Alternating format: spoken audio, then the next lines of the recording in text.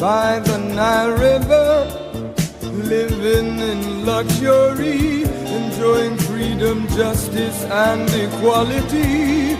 We wore silken robes and slippers of gold. We were the wealthiest and the wisest people, I'm told.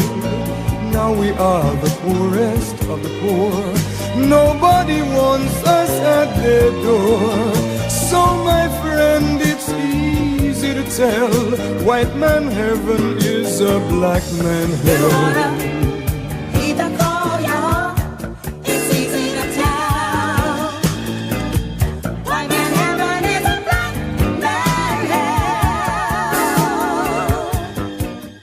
So the Honorable Elijah Muhammad said that Master Farad Muhammad said 6 words to us, and these were the 6 most powerful words that he spoke. He said, accept your own and be yourself. Accept your own. The Caucasians who brought our fathers into slavery desired to take us away from our own people, our own culture, our own religion, our own God, our own language. So we have grown up in America away from our own mind, away from our own selves, and so we have been actually indoctrinated with an alien mentality. 10,000 fearless men. Because we're going to have to challenge the things that are destroying our community. Sure. So this ain't no punk time. This ain't no temple time, mosque time, or church time. All the singing and shouting and preaching is over. Get in them streets now. Block by block. We're going to have to clean it up. The airwaves is not enough.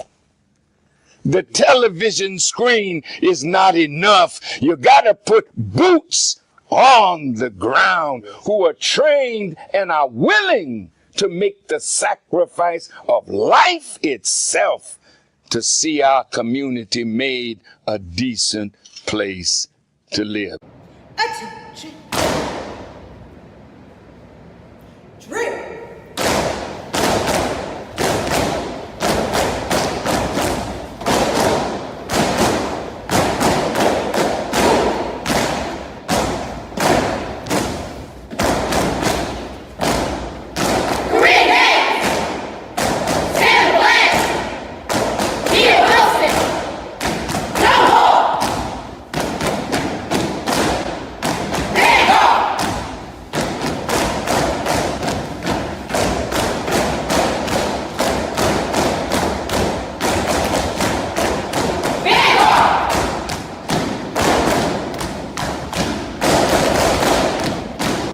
Soldiering is a part of the Nation of Islam, and it readies all of us to obey the commands of God. Now some will ask, well, why military drill? Because this is what produces the camaraderie.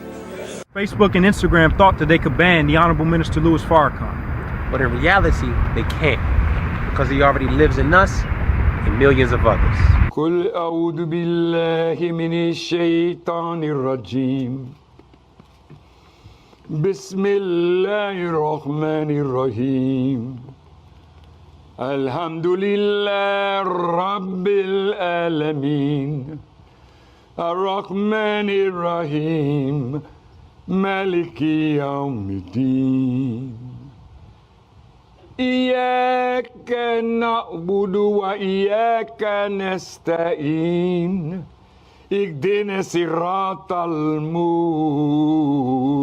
المستقيم صراط الذين أنعمت عليهم غير المغضوب عليهم ولا الضالين آمين.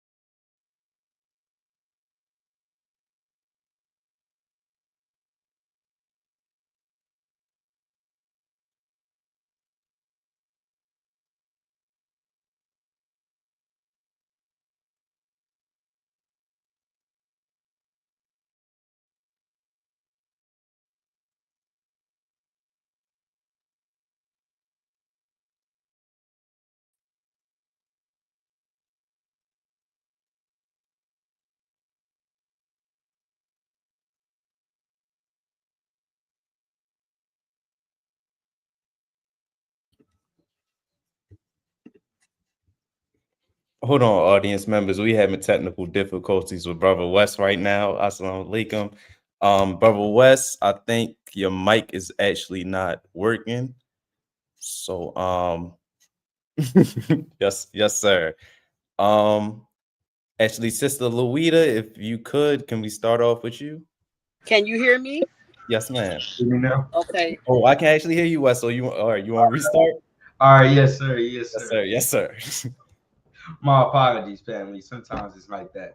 But all right, in the name of Allah, the Beneficent, the Merciful, family, we want to welcome you to another wonderful episode right back here on WHID-FM. We're not going to waste any more time. And with that, we're going to turn it over to our magnificent guest co-host for tonight. This is Sister Hammond, all the way from 100 Miles, number 2 in Chicago, Illinois. And she is a wonderful example of an MGT and an expert on the teachings of how to eat and live. Sister Louita, assalamu alaikum. Islam, can you hear me okay? It's a little muffled. All right. Can you hear me better now? Yes, ma'am. We hear you now. Okay, as long as I'm projecting, okay, please let me apologize that they can't see me because I'm using one device, which is my mobile phone. So I would like to get started in the name of Allah, the Beneficent, the Merciful. I bear witness that there is no God but Allah and that Muhammad is his messenger. Assalamu alaikum, family.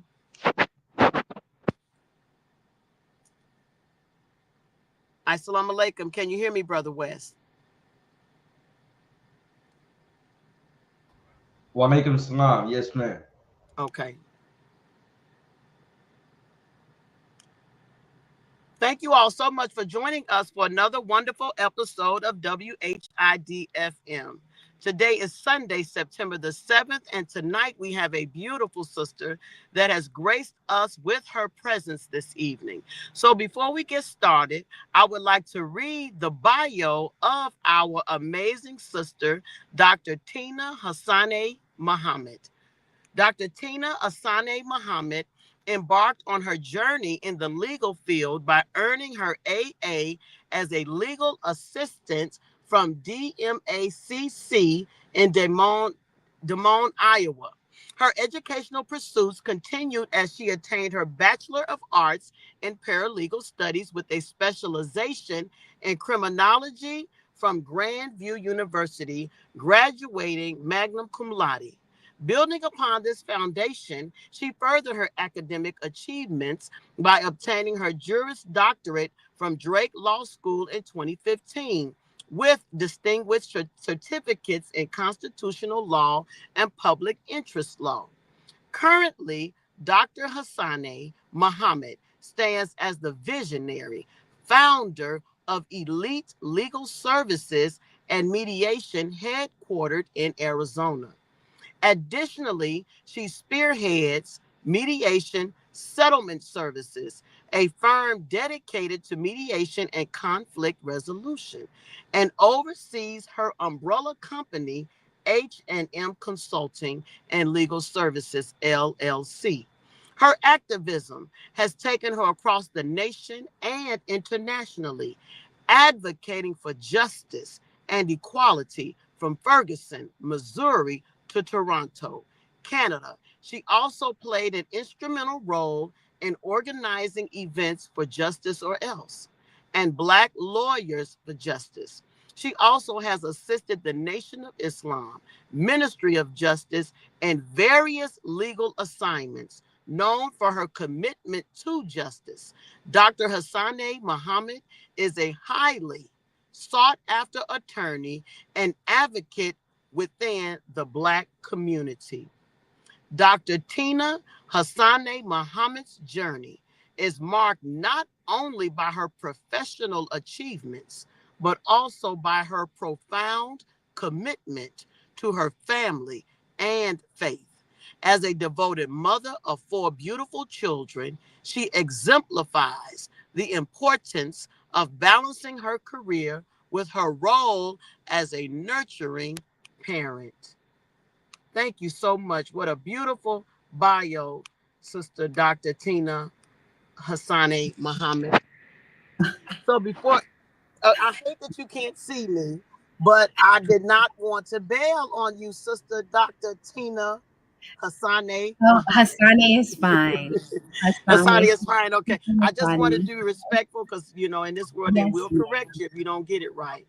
So I did want to start off first by asking you, if you don't mind, first thanking you for being on the show oh, and allowing us the privilege to meet you, interview you, and get to know you and learn what has Islam done for you.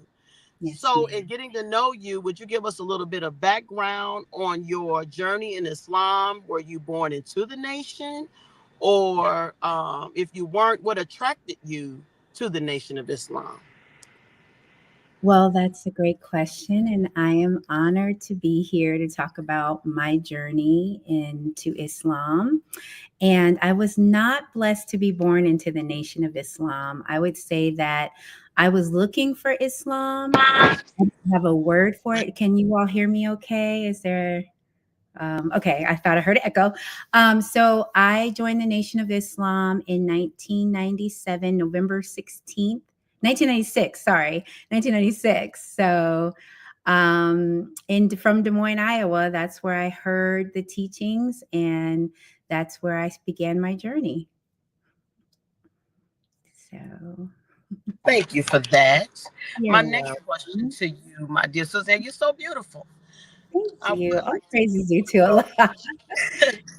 how does being a Muslim follower of the Mhm, most honorable Elijah Muhammad under the leadership of the Honorable Minister Louis Farrakhan mhm. impact your passion for justice with our people and the people that are in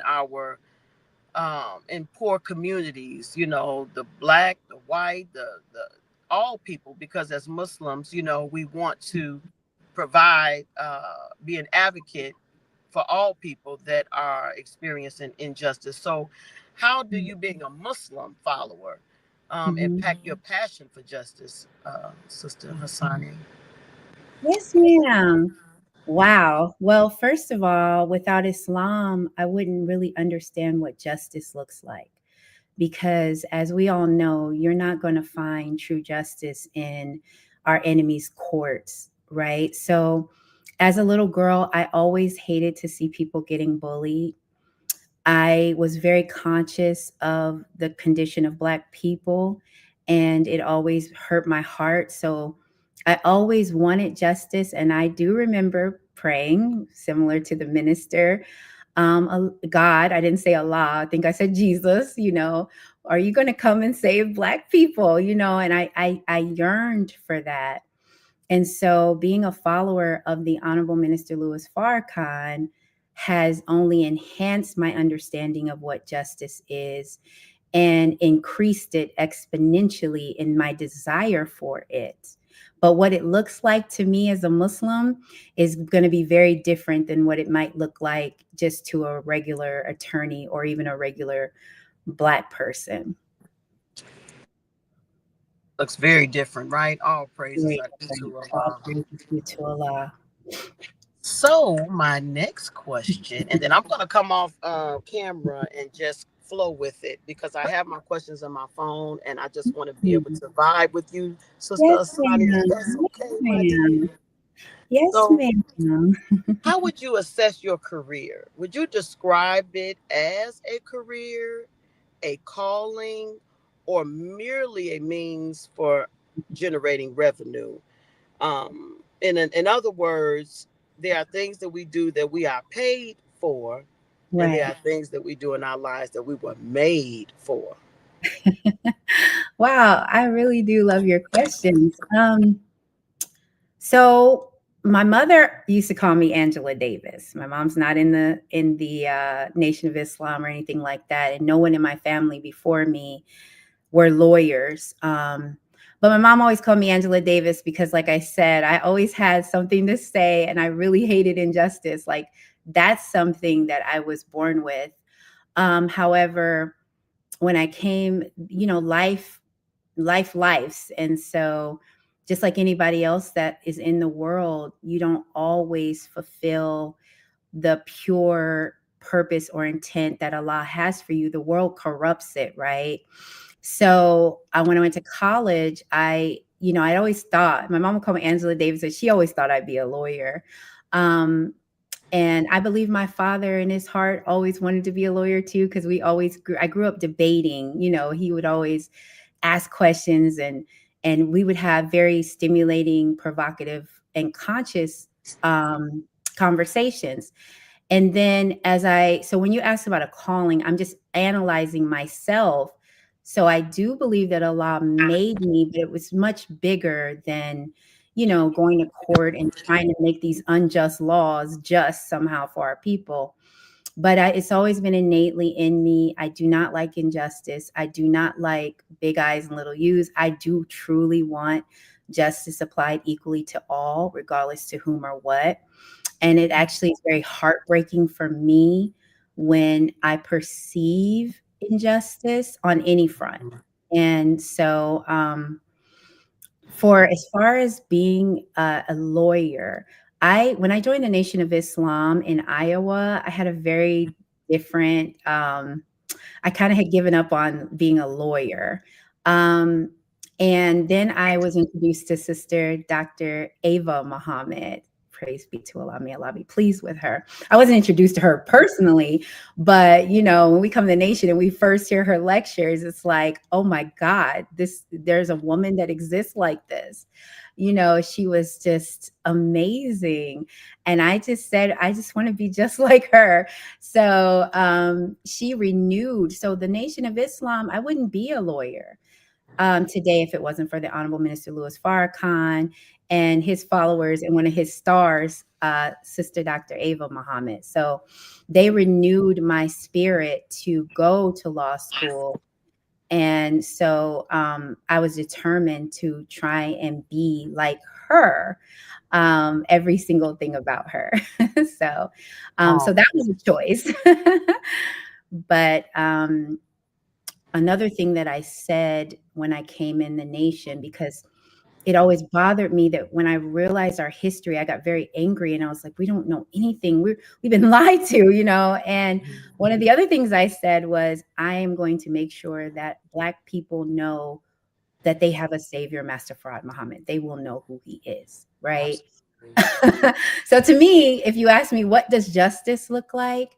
Justice really, truly looks like our people understanding and knowing that their suffering was not in vain, that we actually have a savior, that God actually came for us, that he actually cared for us, and that all of our suffering is not in vain. And if we would just know him, the justice, the peace, the hope that we need, the true justice is going to come from him. So if I can give my clients that, then to me, that's true justice.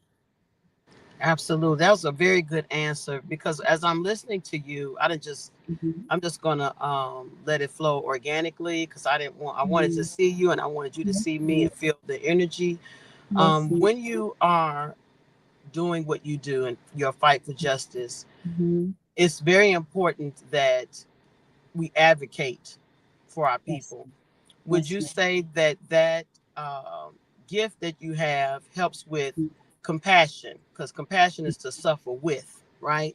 So most people, or some people I should say, are not to suffer with. They don't have the compassion. They may not want to be an advocate. Would you say that that's what sets you apart? Because some people do it for the money, but the money is just an added bonus, because you really care about our people, if I'm saying that correctly. Yes, ma'am. Well, first of all, I'm not rich. As a matter of fact, I'm not even actively practicing law right now. I'm not licensed here in Arizona. So I exist off of my mediation firms, which pay a lot less money, Sister Louita. But if you think about how the minister, when he was putting together the 10,000 Fearless, he said that he wanted us to teach our community about conflict resolution and how to settle things, without killing each other, and also outside of the white man's courts. So for me, the mediation practice, which is what I do, I still help people with their legal issues and things like that. But what I strive to do now, to me, is more in alignment with our teachings, because we are supposed to be able to do the process of atonement and reconciliation. And that's a part of justice. Because here's the thing, if you don't bring people back into oneness, but you can advocate for one side and one side wins, do we establish the goal of unity, which is what Master Farad Muhammad came for us, right? So I find with mediation, I do a lot of like divorces and stuff for believers. Y'all should come to me. I hate that you're getting a divorce, but if you are, there's a way that you can go about it where we decide everything in a fair and just manner outside of courts and dragging people through the mud. It's more fair. So I bring the parties together and we talk about what's fair and what's reasonable and how they can co-parent and remain brothers and sisters, hopefully, throughout the process, like myself and my ex. We did it that way. And I've helped so many people in that way. And it doesn't as negatively impact my spirit as the way that we're trained in this world. So again, without the Honorable Minister Louis Farrakhan and the teachings, it's far superior than anything that you're ever going to get in law school. I use those 8 steps of atonement in my mediation practice. It's way better than anything I learned taking mediation training. It's literally giving me a whole lifestyle just based on the 8 steps of atonement. So yes, ma'am. yes, All ma'am. praises due to Allah.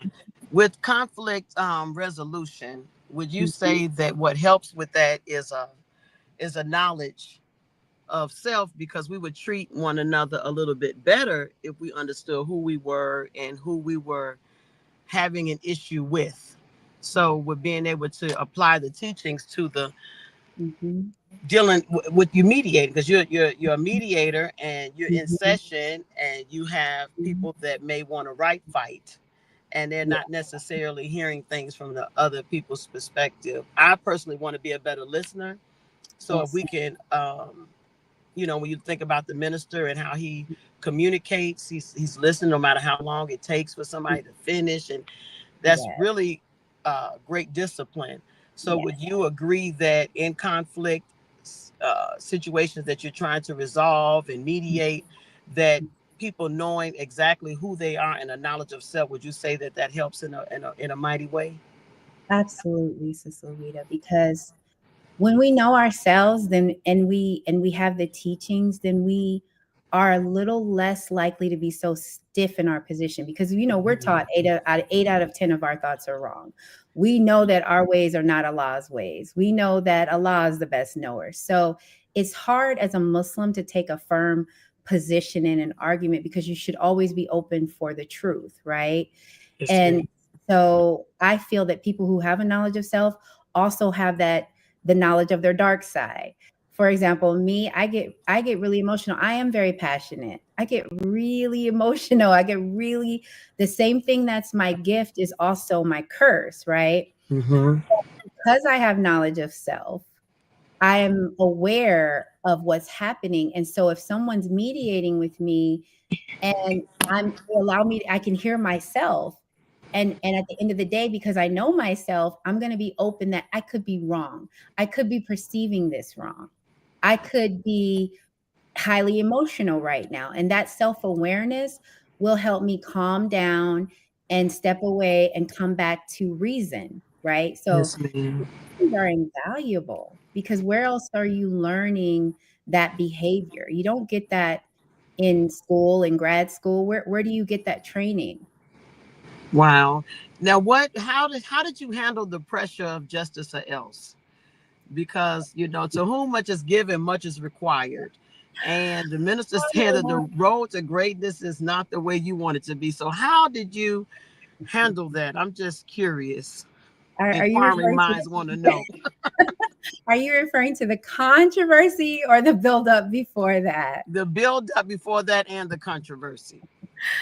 Well, so at that time, I was definitely practicing law, and I was practicing law with my dear friend, attorney Malik Zulu Shabazz, and the world knows we we had our share of falling away. So 10-10-15, you know, I it was a very impactful time in my life. That was the first year I got to meet the minister, the Honorable Minister Louis Farrakhan.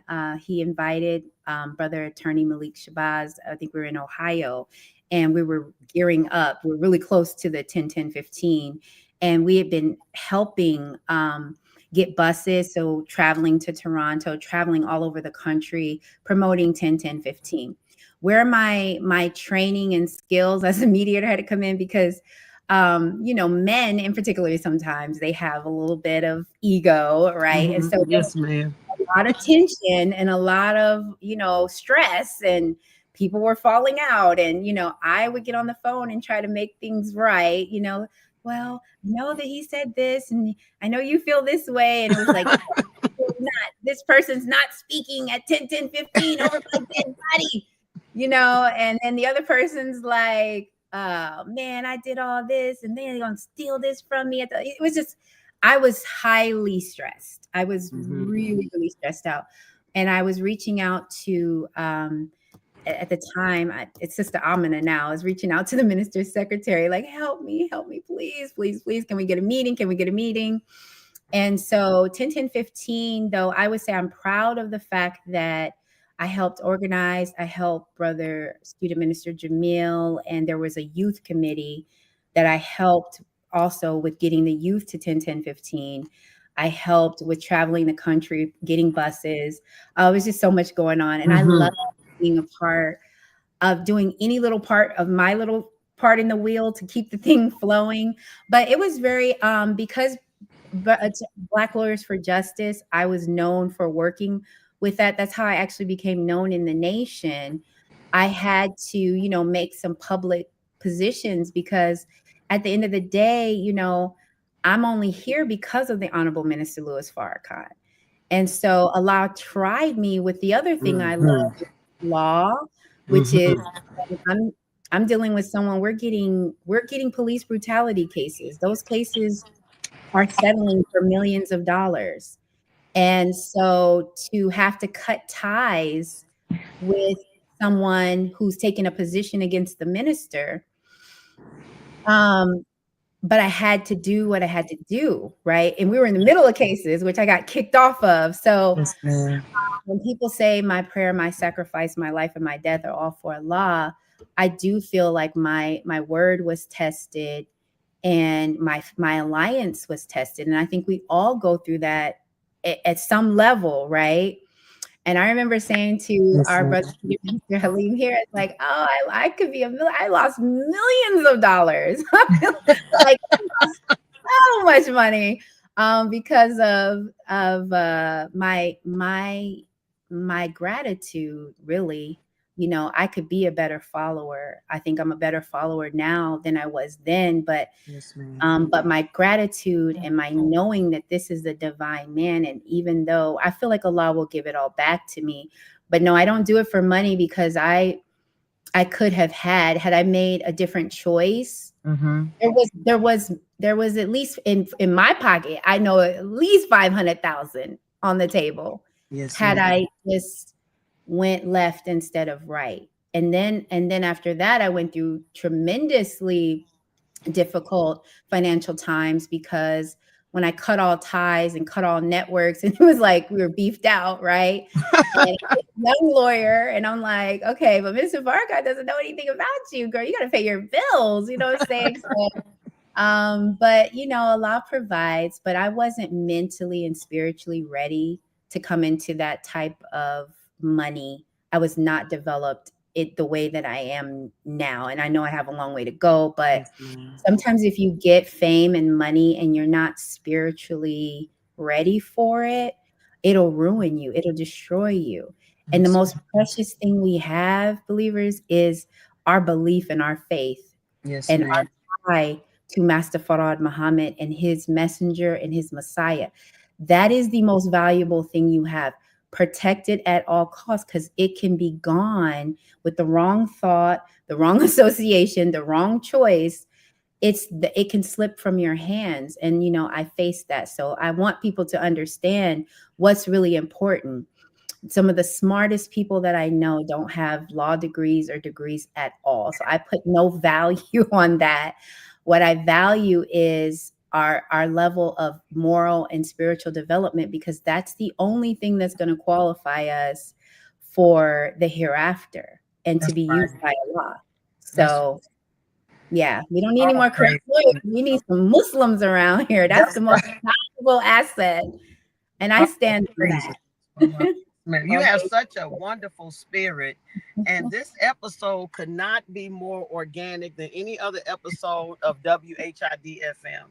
So I'm really relating to you with the trials and tribulations and the stress. I'm driving. I have my seatbelt on. They told me to move, but I was so determined, giving it all that I had to be able to meet you and have the pleasure of interviewing you. But your spirit is so beautiful. I thank Allah for the answers to the questions and just your sincerity. You can tell that you're a very sincere sister, and you're already rich because your spirit is extremely rich. And in that day, your righteousness shall sustain you. It didn't say the money, because that's going down, right?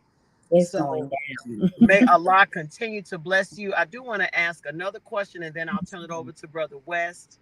Yes. How do you balance everything? You have children. Are you married? No, ma'am, I'm not married. Okay. They don't like me over here in the nation. I don't know what's going on. They don't like me either, girl. What's going on? We got to go find us a man. Okay. Yeah. Praises due to Allah. So how are you balancing life with your children? Yes, ma'am. Well, I was married, and it's so funny, Sister Lita. Do you know that's the exact question I asked Sister Dr. Ava the first time I met her? I said, how do you balance it? She said, sister, I'm still trying to figure that out. And I was like, wow, she's so real, And again, she is a great example. She was always very down to earth, very real. She's like, I'm still trying to figure that out. And my answer to you, Sister Walida, is that I have my good days and my bad days. There are days when I wake up and I make all my prayers. I do all my work. I answer all my children's questions. I help the student minister, and I'm good. Then there's a day where I can't tell my left from my right. I don't get nothing done. I'm a mess. I miss all my prayers. I might eat at 2:00 instead of 4:00. I mean, it's just, I just beg Allah. I said, the days when I'm disciplined, can I have more of those and less of the other ones? And over time, it's gotten better. But Sister Louisa, I am still struggling for balance. Yes, ma'am. I do appreciate that answer. What makes you so amazing and so phenomenal is the authenticity.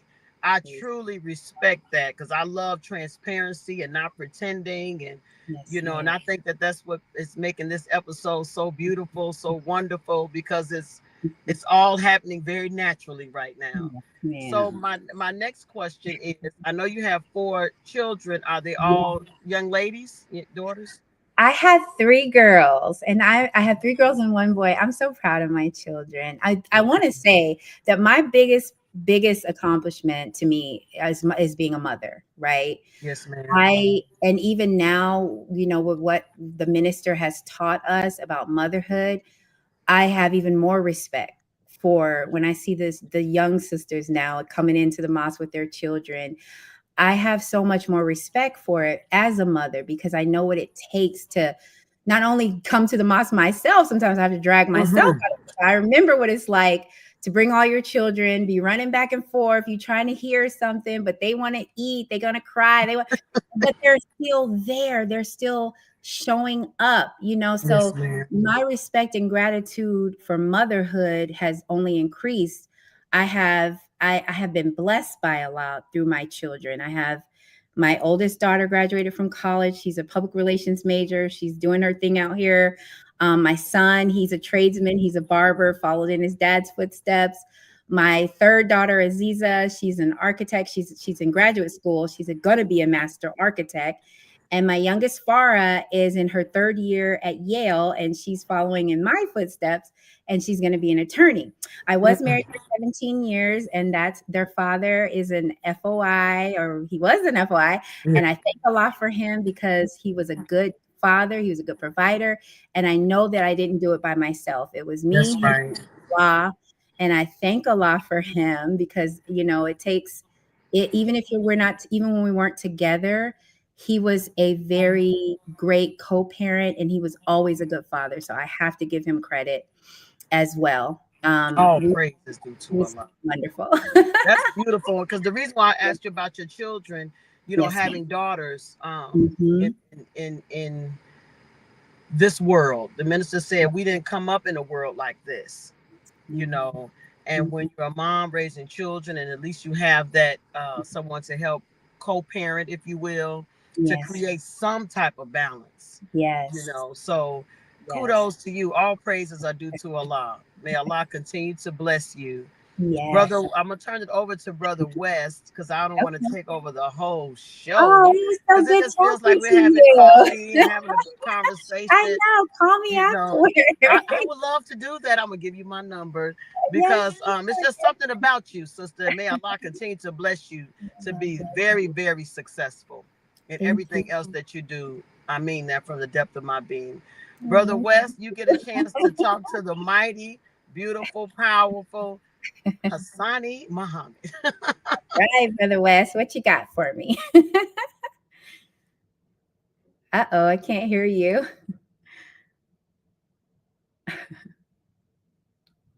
I can't hear you. What about now? Yes, I hear you now. Okay. Praise be to Allah. Yes, ma'am. I'm excited. In the name of Allah, the Beneficent, the Merciful, I bear witness that there is no God but Allah, and that Muhammad is his messenger. Assalamu alaikum, family. All praises due to Allah. We're already having a great episode. So my first question for you, I wanted just to know, when did you realize that this was the right place for you, that the Nation of Islam, as you expressed, it can come with a few trials here and there, but when did you have that moment that's like, it doesn't matter what they throw at me, I know I'm sticking with this, I'm staying right here? That is a good one. And I knew I was going to stick and stay. Well, you know, Brother West, it's like you would think it's when everything is great, right? Oh, this is it. This is it for me. I'm sticking with this. But it was actually in a moment of supreme difficulty and trial where I had went to headquarters and I had been fighting to keep our study group alive. And I was getting, Allah was allowing me to get no traction. And believe it or not, it was a 7-year battle to try and keep little Des Moines, Iowa together. And I was getting pushback from the people in the city and definitely pushback from headquarters at the time. And so, Brother West, it's when, you know, you're at your darkest moment that you really know who you are and what you love. And I remember after coming from headquarters, I stopped at my parents' house, which in Davenport, which is a halfway point. And I was in the bed. I was just crying tears of just disappointment and pain. And I felt the anger. I know people may not understand this, but I could feel the touches of hypocrisy coming up in my soul because I was so hurt by the journey and the disappointment. And that's something we have to watch out for. So I don't mind sharing what it really looks like as a believer. So, but in that moment, I just said, Allah, you made me. I know you brought me. And the voice was like, well, then you can't let nobody break you. You just can't. If I made you, then you're on the post until I take you off of it. And so I felt, and I begged a lot. I said, protect my heart, protect my heart, protect my heart, protect my heart, protect my heart. Why? Because I did not want to let go of my nation. And I knew, and in my darkest moments, I knew that I still love my nation and I did not want to turn from that. So I would say to anyone listening to this, You will suffer pain and disappointment in your nation. Heck, I've done things knowingly and unknowingly that have hurt believers. But remember who made you, who chose you out of your mother's womb or out of the circumstances of this world, just like he chose our messenger, our minister, he chose you. And so don't let myself or any one individual break you from your Lord. Seek refuge in Allah, beg him to protect your heart. I believe if in that moment I knew that I love my nation and I knew that I love my Savior, my God, and it didn't make me a perfect Muslim overnight, but it gave me the will to fight the things that are in me and the things that come at me, because that's when I knew. I was like, I will fight for this. I had to fight. That song, we're fighting for your Islam. It's going to be an internal battle because it's so easy to let go, because we are all just striving. We've had 400 plus years of the worst treatment, the worst mental, physical, and psychological trauma that any human beings have ever experienced. We heard a word from a God. We're trying to build a nation within the most wickedest nation that's ever built. And we're dealing with the most destroyed people, which is each other, right? So, we have to have grace. We have to have more love. And so that's what we're striving for. But it's in your dark hour when you'll know how much you love your nation and whether this is for you. It won't be probably when things are going good. That's kind of suspect, in my humble opinion. All praise is due to Allah. That's definitely a great perspective to know that even through the trials, exactly where your home is. Praise be to Allah. Yes. So I know that your bio mentioned your background in meditation, and I found that interesting. And I wanted to ask you, what would you say to our audience watching, which predominantly consists of Black people, just like about the importance of protecting and valuing their mental health, although historically we've never truly been taught how to do so? Wow. I think that is very important. I really, really struggle sometimes, especially when I was younger, with depression. And because when you're a sensitive and spiritual being, like most Black people are, you have to recognize that. And this world is so heavy and so unjust that if it's not affecting you, then you're completely ate up by the world. If the world doesn't affect you mentally and it affects your heart, if it doesn't break your heart, then you haven't lived, right? You're not, your divinity has not been contacted. And so because of that, I believe in prayer. I believe in meditation. I believe in all of the positive energy, the Scientology, Dianetics, auditing, whatever works for you, therapy, talking to Allah, whatever works for you. Any of the tools that our minister has laid out for us, we should avail ourselves of it. But for me, meditation has worked a lot like auditing for me. It has given me insights. It's taking me back into places that I would not be able to go, but for meditation. I was able to give birth to all of my children with no medicine, because through the power of meditation. I've been practicing manifestation for a long time. And so I've been able to, how our thoughts travel and they create our reality. But because we've been through so much trauma, I still have to check my thoughts. But when I can correctly think, I can correct my mental health and correct my environment.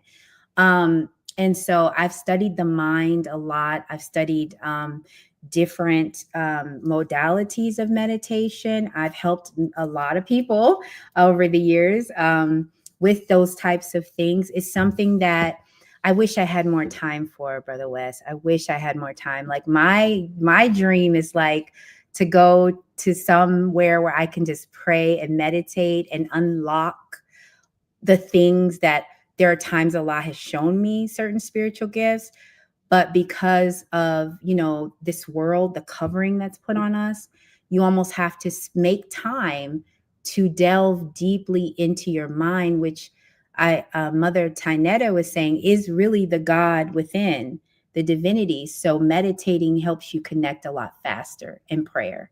So those are my thoughts on that. I'm long-winded. Most attorneys are, so I can shorten my answers if you want. No, man, we definitely appreciate that in-depth perspective always. So next, I wanted to know if you had any specific advice that you've been given over the years that just stands out to you, that you would recommend to anybody. It could be a new believer, somebody that's been in the nation for, I would say a decade. What's some advice that you've been given that you would say is like the best advice you've ever heard? Wow. Okay. So I'm going to start off. First of all, shout out to 32, Phoenix 32. I love y'all. That's my mosque. I'm going to start off with a quote from, and I heard it from Brother Student Minister Abdul Halim. He's our minister over 32. And I'm not saying, I don't know, he may have gotten it from the minister. I don't know. Okay. So I'm sorry. Apologize in advance if I'm saying this wrong, but I heard Brother Student Minister Halim say this, and it has always stuck with me. He was like, when God, he was talking to me about trials. He said, when God created himself, he went to war with the darkness. And in the darkness, he did two things. He went to war with it, and he built himself up in it, right? The two things. So when darkness comes in your life, you are to do the same thing as the God. Go to war with it. That means fight. Secondly, build yourself up from, don't let it destroy you. Build yourself up from it, because trials can build you into a better version of yourself, right? So that's one thing. That's one really, really good piece of advice, especially for now, right? And then another piece of advice that I haven't really heard it, but I use it. When you feel depressed, when you feel forlorn, start counting, and literally start counting your blessings. I don't care if it's, I have a cup of water. Thank you, Allah. I have a bed that I just got up out of. Thank you, Allah. I got a bag of rice. Thank you, Allah. Because you cannot stay depressed and be grateful and in a state of gratitude at the same time. But what people don't realize is if you stay in a state of gratitude, you also can't be broke. You can't be without, because gratitude, not only does it elevate your mental self, it creates a vibration that sends out for abundance, because I'm grateful for every little thing. If you're grateful over a little, Allah says, I will give you much, right? So if you're lacking in something, check your gratitude. If you're always complaining and you're always using words to create your reality, if you're always saying, I'm broke, I'm this, I'm that, I'm this, you are constantly sending that prayer out. You are constantly going to manifest that reality. So challenging that thought, that dark thought, I'm depressed, oh, this happened, I had this loss, I had that loss, still start counting your blessings. So if you do those two things, if you go to war and you count your blessings and you stay in a state of gratitude, your life will change. I bear witness. I have been there. So I speak from experience. All praise is due to Allah. And before I move on to my next question, just going back to the last one a little bit, have you ever done astral projection? Are you familiar with that? Like, oh, I've had some experiences that I haven't. If you mean soul traveling, every time that has happened, I've gotten so scared. Where it began, you know how you become conscious of it. I'm like one of those people, oh Allah, I want to try this and try that. And then when it happens, I get scared, right? I'm gonna be honest. I have, I know this is gonna sound crazy, but I'm gonna be honest. I have levitated. I don't know if that's a form of astral projection, and I had no control over it. It was actually very frightening, but my mother actually would have those experiences as well. And I didn't really believe it until it happened to me. I was in a hotel room. I was in DC. My daughter was visiting because at first she was thinking about going to Howard. And we were visiting for Howard, and we were in a hotel, and I was sleeping. At least I thought I was sleeping. And the next thing I knew, I was off of the bed. I was over the bed, and I had no control over my body. I was terrified. I could see my daughter. Cause you know how you have the 2 double beds in the, and she was asleep in her bed, it's double beds in the room. And I'm up, I'm off the bed, and I'm like frozen though. So I wasn't traveling. I was in the room, and I was so scared, and I was like screaming her name, like, help me, like, and then but then there was a conscious part of me saying, oh my God, it's going to terrify her. She wakes up and sees you. So the motherhood kicked in. And then it was like, I just felt so scared that I did not want to have that experience ever again, ever, because I had no control over my body. I was totally conscious, and I was levitating. And so I've had that, and I've had a lot of other really interesting spiritual experiences. It's like Allah, he'll pull back the curtain and let you see some things or experience some things. For example, I've told the believers in 32 about my experience with being able to control animals, right? There's just so many things, Brother West. You just open up a door, but being able to, get dogs and squirrels, and they get things to come to me, but also getting them to come under submission to me. And those types of things have always scared me. And so I'll do it, and then I'll be like, oh my God, I can't believe did that just really happen? And then you look back and you question it, like, did that really happen? But yes, it did happen. So we have so many gifts that are not spooky. This is not spooky. It says in the Bible that we have dominion over the fowl of the air, the fish of the sea, and every creeping thing that crawleth. So if we have dominion, then if I say sit, if I say stop barking, then technically I'm the God over you.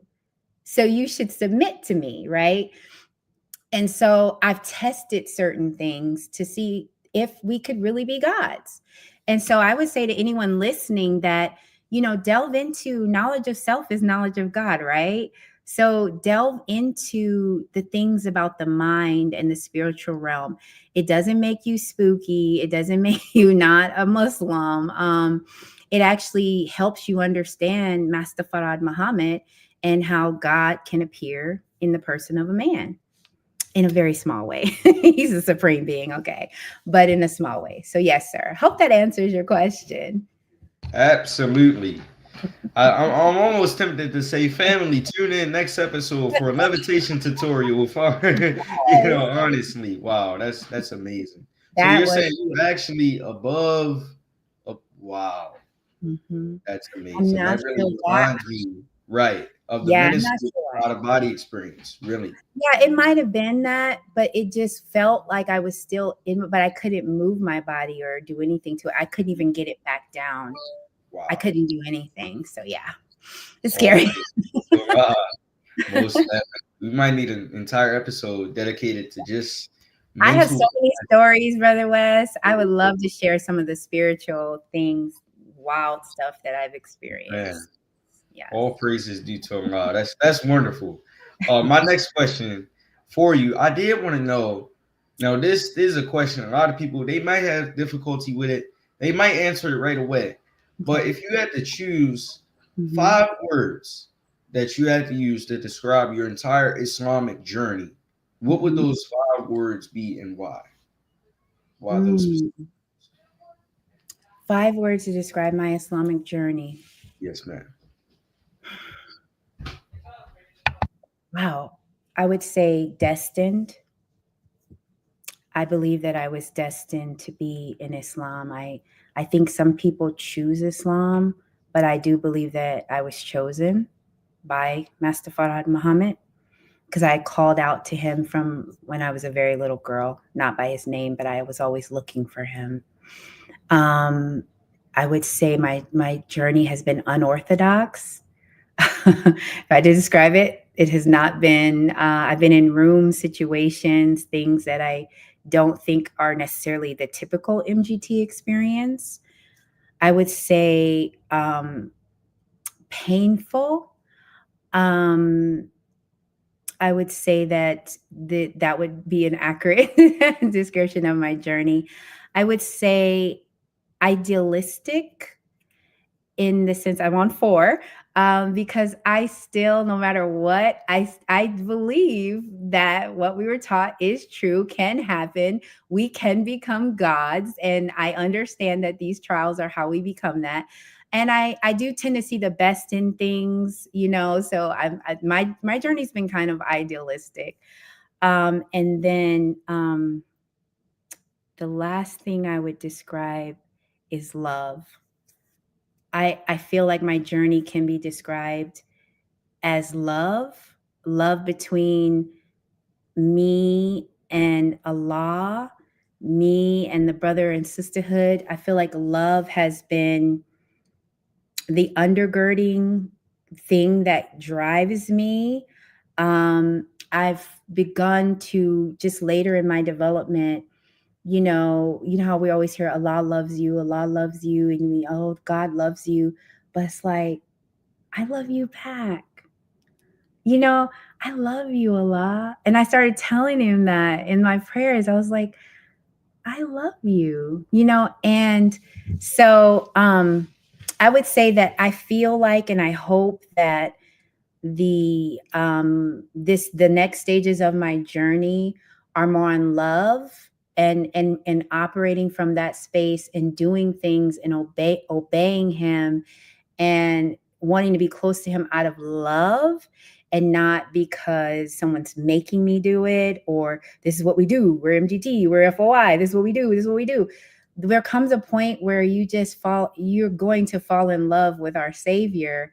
And I think that makes things I don't want to say easier, but I feel like it gives you the desire and a little bit of extra strength to go through what you need to go through to be close to him, So those are the 5 words I would use. Praise be to Allah. Now, those are some great 5 words, especially the explanation you gave behind each of them. And before I continue with my questions, family, we just want to remind you that you are tuned in to WHID-FM. We thank you for tuning in and spending your valuable time, because without you, there is no WHID-FM. So we want to give a big shout out to Brother Jamil, Sister Kelmer, Elizabeth, Brother Aaron Flowers, Sister Samantha, and Almeen, all of our wonderful listeners and our commenters that show love every week. Family, if you haven't already, please make sure you subscribe to WHID-FM on YouTube and follow us on Facebook. If you have any suggestions, you can also email us at WHID1919@gmail.com. And also, next week, our guests will be, inshallah, right out of Muhammad Mosque number 32 in Phoenix, Arizona, Brother Assistant Student Minister Sharmikas and Sister Ariane Nicole Muhammad. I hope I pronounced that right. So, family, make sure you tune in for that wonderful episode right back here on WHID-FM. And with that, I'll continue my questions. My next question I have for you, Sister Dr. Hassane, I wanted to ask you, this is one of my big questions. I know that last one, you might thought that one was big. I wanted to ask you, if you could put in a nutshell or a summary, what has Islam done for you? Oh, in a summary? Right. Islam, man. Well, I think that most people would say that it saved their life, and I would agree with that. But what Islam has done for me is like this. It's like I have to put it all together. It's like it's given me a brotherhood and sisterhood. It's given me a family. It's giving me the God. It's given me the right types of trials, the right types of restrictions to remold me and remake me into who I was supposed to be. Islam has made me a better version of myself, and it gives me the hope. Islam gives you the ability to constantly recreate yourself and your reality till the day that Allah puts the period on your life. So what Islam has done for me is it has answered. I know that I have a resource for everything that I could possibly need to become the best human being that I could become. Islam has provided that for me. Islam has healed my relationship with my parents. Islam has healed me from so many things. I still have layers, but Islam is healing. Islam is peace in the midst of this storm. We see everything that's happening around us, and yet we know that our Savior is behind it. Who makes rain, hail, snow, and earthquakes, right? Whose day of judgment is this? We know who God is. So what else can you do? If you know who the God and the Savior is, you know who their messenger is, he's told you, here's a prescription. I've studied you all's condition. I know I've heard your moaning and your groaning and your cries, and I'm giving you something to not only get you out of that, but to restore you to who you really are, to bring you into my circle, the circle of the gods. I don't know what more you could do for somebody. Yes, it's a journey to get to where he laid it out, but I mean, I can just keep going into that. It just keeps giving. It's the gift that keeps on giving.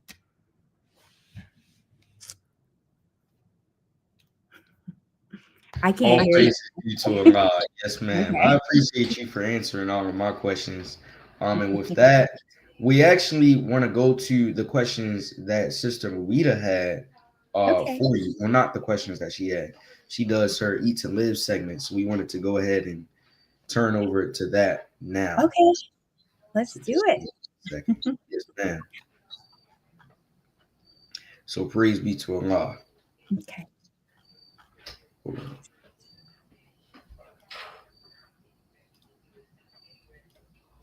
Okay. Thought that was it. No, that's not it. Hold on, family. Excuse me.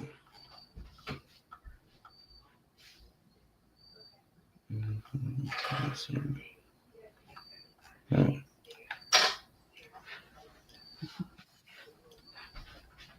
I believe I have it in my email. Okay, praise be to Allah. So I believe that we answered all of our questions there. Okay, and with that, we have our next question. So I believe we're going to pass it over. Okay, excuse me. I had a little technical difficulty. With that, we are going to pass it over to Brother Jamal for his questions, and then we'll move on from there. Brother All Jamal. right. Yes, sir. Assalamu alaikum, Sister Hassane. Hassane. Hassane, my fault. Yes, no problem. No problem. Actually, I've been enjoying this. I've been enjoying this so far. Actually, you had a lot of interesting stories, and you seem like you had a very interesting and lovely life. And I want to ask you of. Actually, I wrote down a lot of questions. Okay. So I probably can only ask a few right now. So I'm going to ask the most important questions towards you. So you've assisted the Nations of Islam's Ministry of Justice on various legal assignments. Mm-hmm. So how has working in that capacity deepened your understanding of law through the lens of the nation's teachings? Well, I would say that, so the head of the Ministry of Justice, at least to my knowledge, is Brother Hassane Muhammad. And he is kind of he heads up all of the attorneys, paralegals. And so he's blessed me to be able to help out. For example, there was a censure that was coming towards the minister from the Senate where they wanted to censor him. And Brother Arif asked me to help do some research and writing to fight against that censure, right? And then I'm sure many of you are familiar with when Brother Robert was murdered, right? Brother student minister. And there was a legal team that were, the chairs on the case, Brother Saad and I believe Sister Sadia Evangelista. And then I did do some research and writing, and I helped on that case as well. And I mean, the nation has absolutely brilliant lawyers, and you all probably know about. I didn't work on it, but I mean, it was definitely rooting for the team for the where we were suing the ADL, right? So legal work for the nation is really, really, really important. I don't handle like Nation of Islam. General counsel for the Nation of Islam is Brother Attorney Arif Muhammad. But wherever he's ever asked me to help or assist, I have definitely done that. And I'm always in awe of just the brilliance of the Muslims, And there's this like thought that some of the people from, our original days of Nation of Islam, that, all you have are people from prison, and you don't have these Black professionals, but that's just not true. I mean, the levels of attorneys, doctors that we have in the nation is phenomenal. And so I'm actually in awe of, there's Judge Warren, there's Sister Sadia, there's so many Nation of Islam lawyers now, and new ones coming up all the time. And I think that's a blessing because, one, we need more Black attorneys. And two, we definitely need more Nation of Islam, because the enemy has always made mischief through the law. That's where, because right now, what is he doing? His executive orders become law. And so to have people to fight, to have your back, to go to court with you, to change the law. How have we gotten any advancements as a people that we've made as far as politically? We had to get them to change the laws. So law is important. It's very, very important. And, when I was doing criminal defense, being able to reach out, especially to the young Black males that were my clients, and let them know the trap. So Islam teaches us these are the traps that they're going to lay out for you. This is why there's this school to prison pipeline. What you're doing that you think is so unusual and original, you're just playing into the playbook that they put out for you. So to be able to not only represent them, but to give them message to the Black man. So a Black Muslim attorney is going to try to not only get you out of that case, we're going to try to get you out of that life. Okay. We're going to try to bring you into a reality where you never, hopefully, inshallah, never need a lawyer, right?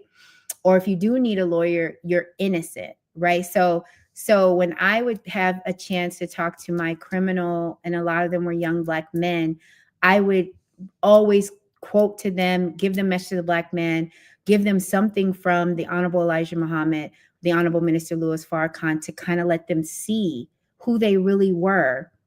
One of my clients was, I don't know if you all know one of his, he was a rapper named 600 Breezy. He was signed with Drake, and he ended up catching a case, and I was his lawyer, and I was able to give him, message to the Black man, to the point where he was talking about he wanted to register, but when they get out, and fame calls, and he got his record deal and all that, but he was saying, he wanted to be a Muslim. So when we go into the prisons and when we represent our people, we have a chance to influence them. So it's not the being a lawyer or being a doctor. It's, will you use your influence to give them something from their God that could change their life when you're in those positions with them?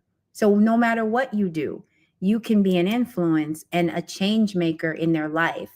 And that's going to change their life way more than getting, so say I negotiated a plea deal for you, and instead of 5 years, you only had to do 1 year. But is that really going to change your life? But if I give you message to the Black man, and you're so curious about me because how I'm different, and I'm telling you, I met a man who said the Black man is God. So what are you doing here? What are we doing? You can't, your life is precious. So those are the things that I think, if you're talking about law, It's the rooms it gets you in. It's the minds that it gives you access to. That's really important. Does that make sense? Yes, ma'am. It does. Actually, that leads on to my next question because of how you talked about changing people's lives. Like you said, a plea deal is not going, is that really changing your life, or is message to black man going to change your life? So Yes. that leads into the next question I have, which is the Nation of Islam actually emphasizes justice as divine principles, as a divine principle. So how do you see your legal work, especially in mediation and conflict resolution, serving as an extension of that principle in today's society? Well, I think that the first step is having someone that actually cares about you to advocate for you, because one of the loneliest feelings is being caught up in the system and you don't see anyone that looks like you or anyone that actually cares about you, right? So first of all, when they see a black woman as their attorney and they're a young black man or a young black woman, there's already a sense of maybe this person will do a little bit more for me, care about me a little bit more, maybe go the extra mile for me, right? So, and that's true. It's true. And so you have a better, I believe, if you have a conscious black attorney or mediator, that I don't want you to be in the system. I don't want you to be unjustly sentenced. I see this as a divine work. Like, I need to get them out. I need to help them not get railroaded. I have to help them get out of this trap that's been set for them. So it's personal. It's personal. And so I think that helps, because a lot of times they just don't have a proper advocate, right? And being trained in the Nation of Islam, a lot of Muslims, almost every Muslim that studies, to me, is a better lawyer than people that go to law school. Muslims, we are trained. If you think about it, you're trained to fight and argue from day one, because nobody believes like we believe, right?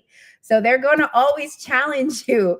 And so if you really think about it, you're prepared to make arguments and support your position. If you are a Muslim, you will be called to make an argument in your defense, or in defense of the minister, or defense of the messenger.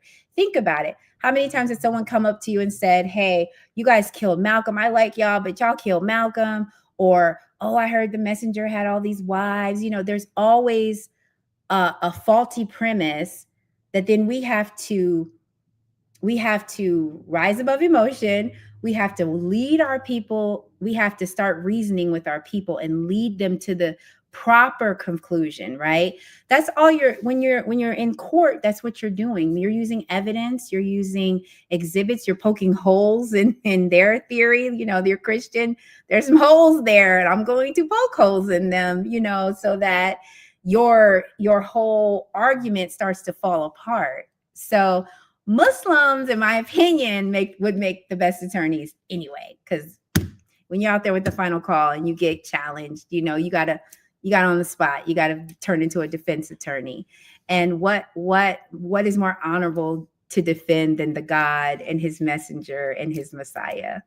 So I don't even know if I answered the question. I forgot. No, that was actually very good, because we are like natural lawyers. When we out there doing call outs, especially the FOI, you're going to get asked questions, and you're going to, it's like you really have to be a lawyer. You have to come with evidence for the people, because they actually want it's people that want to really know, or it's people that just want to get under your skin and try to do something. But that's actually a really good answer. I know a lot of people love that answer. Yes. So you answered the question great. That's all I was looking for. Okay. So my next question is, I don't know, this might be my last question, my second to last question, and then I'll go back to Wes for announcements. Okay. So my next question is, how has the guidance of the Honorable Minister Louis Farrakhan influenced the way you approach these struggles legally and spiritually, like legal struggles and things like that? Wow, how is the guidance of the Honorable Minister Louis Farrakhan? So I don't get a lot of direct guidance. I've only met the minister twice in my 30 years of being in the nation. I know I don't look like I've been in the nation 30 years, but I've only met with him maybe twice, and he just told me he loved me. He never gave me any guidance. And I say that to say that his representatives, his students, from the brother who fished me in, I thank Allah for him, to my first ministers, Brother Preston and Sister Constance, I thank Allah for them, to the believers that I've met along the way, to my current student minister, student minister Abdul Hali. They all have pulled from the guidance of the Honorable Minister Louis Farrakhan. And the brotherhood and sisterhood, as we reflect our teacher, then we're blessing other believers and our family and our lost found with the spirit of the minister, right?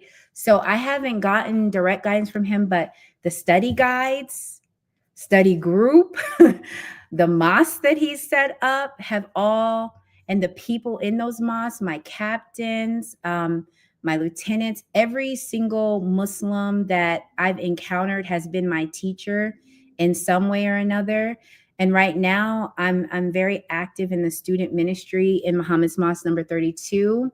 And I mean, we have some powerhouses. This is where Jabril raised up a lot of people. And so I am a student always of the minister and his students. And so I find myself bowing a lot to the wisdom, even though I have a doctorate from, I pretty much have the highest degrees from this and very difficult to get degrees. So I'm not minimizing it, but I can tell you that I've listened to people like in my ministry class, one of my sisters, I'm gonna call her name out. Her name's Sister Jana.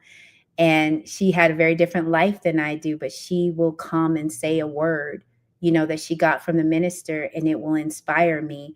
Or my sister Kelmer, she started a school here. Shout out to Mastering the Basics, a Muslim school. And she'll say something and it'll inspire me. My brother Tramikas Muhammad, he's the assistant minister here. All of these to me are reflections of the minister's guidance, because he has helpers, and we all should be striving to give each other and our people a dose of the minister. We could never be the minister, but we can reflect him. We can share his word. So I have been guided by the minister every step of the way, even though he's never given me any direct guidance. But those study guides have those things that will make you a God. And the restrictive law book, that will make us into God. So when I need something, he's left so much work. I'll say so much love. He spreads so much love. But when I say love, I mean all of his words, all of his lectures, all of his books, videos, tapes, cassettes. And so his guidance is everywhere. I don't know of any other teacher that has the volumes of books and words that like the minister has. So I feel like if we're not guided by the minister, it's only because we don't want to be guided by the minister, because we could literally just type Farrakhan in Google and probably study one lecture and our life would change dramatically. So. Yes, ma'am. Yeah, yes, we had it's everywhere. Minister is everywhere. It's like if you're not studying, and you're not even trying to look for the minister if you're not looking at a study guide or a book, anything. Or he's all over social media too. Even though they kicked them off social media, we still have followers that post them on social media. So it's never going to stop. We have actually and we actually have a question from the chat. Even though I know you said that you met the minister a couple times, only a few times. So, but what was asked was, how was your presence? How was the minister in your presence when you have met him? He was very loving. He was very loving. It's like a light. It's like almost looking at the sun, right? It's just, I mean, I know we see it. You see it on the screen and when he's on, the video, but even in real life, it's not lighting. It's like an internal light that beams out. And it's like most of the sisters, even brothers, you just start crying. I don't know. He's like, oh my God, I'm weeping. And I don't know if it's the soul recognizing that he embodies the answer to our modern day prayers. I don't know what it is, but if you ask a lot of believers, when they come in the minister's presence, they just tears start, flowing. And so he's very kind. And I just remember him asking me if I wanted coffee or toast. And I was so scared. I was like, oh my God, is this a test? I mean, we just don't do dumb stuff when you meet the minister. I'm thinking, is this a test? Because it's like 8:00 in the morning. Is he seeing if I eat? Well, obviously I wasn't doing How to Eat to Live, but I was scared. So I was like, no, sir, no, sir. I just sat there quiet as a mouse while he gave guidance. And I was trying to remember everything that he said. And then the second time I met him, I was like, Brother Minister, I'm coming to Chicago. I'm going to open a law firm for you. And it's going to be Muhammad Law right there on Stony Island. I do remember, and I tell people this, I saw just a little frown. He was just like, and I ignored it. I was like, oh, okay. I ignored it. And then he was like, I love you. I love you. That's all he said. But I remember seeing like this downturn, a slight downturn of his lips, right? And when I tell you, Brother West, I understood it after I went to Chicago. Trust me when I tell you, those were the hardest, darkest days. It's like he knew. It's like he knew. And it's like I knew too, because really, if I look back, the fact that he frowned should have been like, change of plans. Change your plans, ma'am. But no, I wanted to do what I wanted to do. So I just put that out my mind. But it really wasn't, because I'll never forget it, because it was just like his energy changed for a minute, right?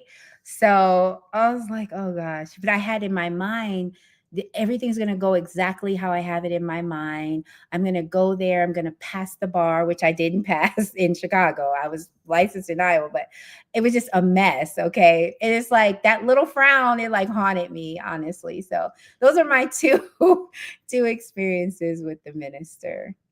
That's it. That's all I got.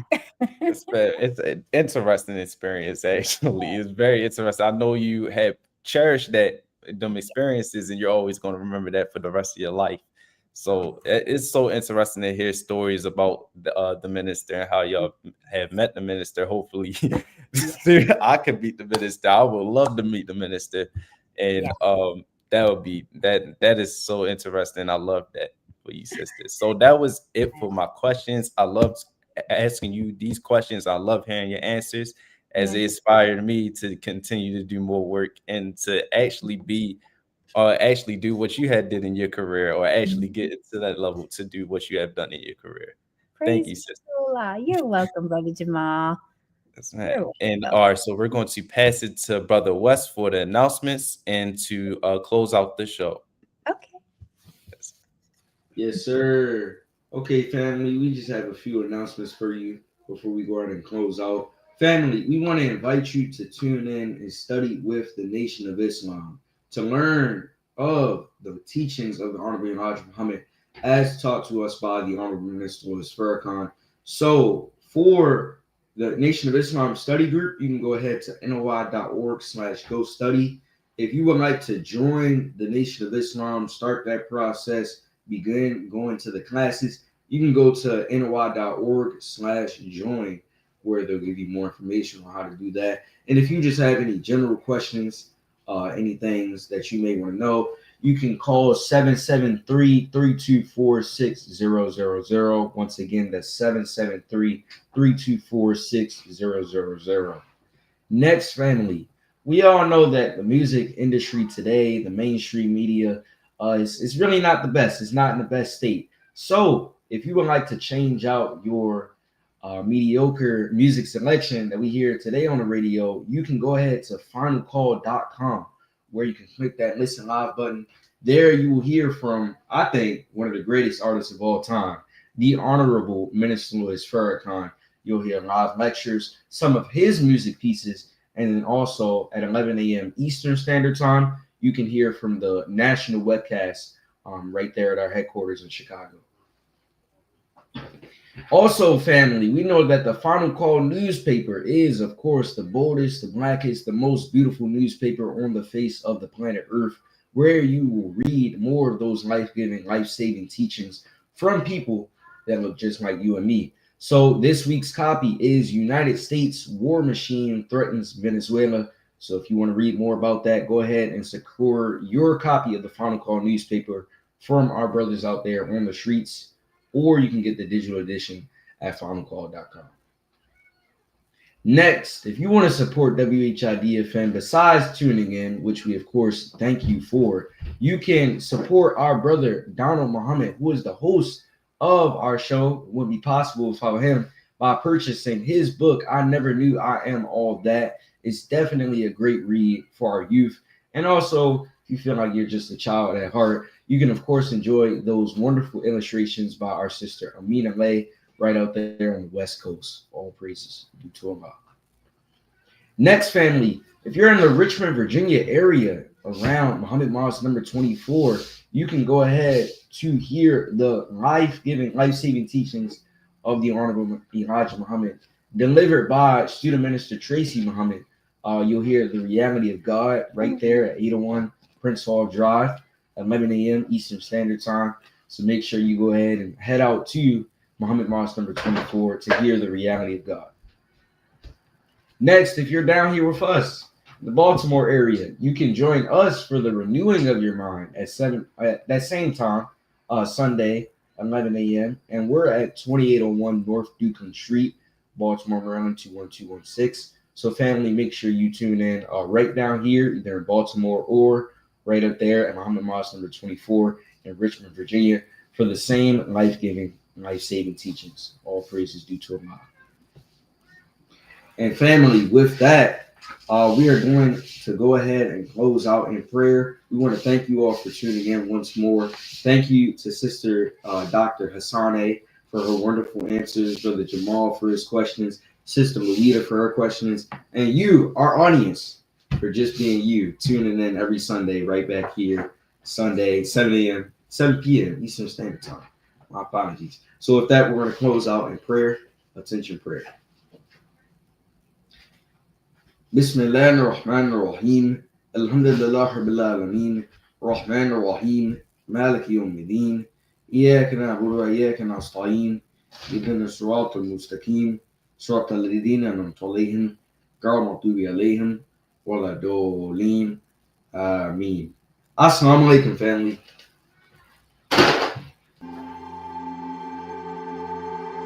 This house is dedicated to knowledge and to the spreading of knowledge. Elijah Muhammad inspired new thought, new mind, new way of civilization among black people.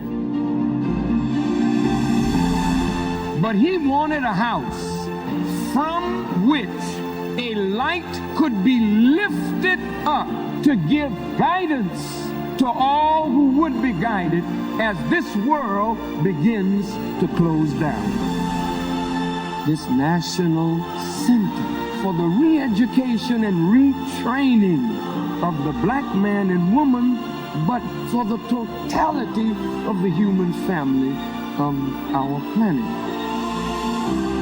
I named this mosque after the only woman that the Quran names a chapter after, the mother of Jesus, Maryam. All human beings need to be re-educated. That is the purpose of the National Center.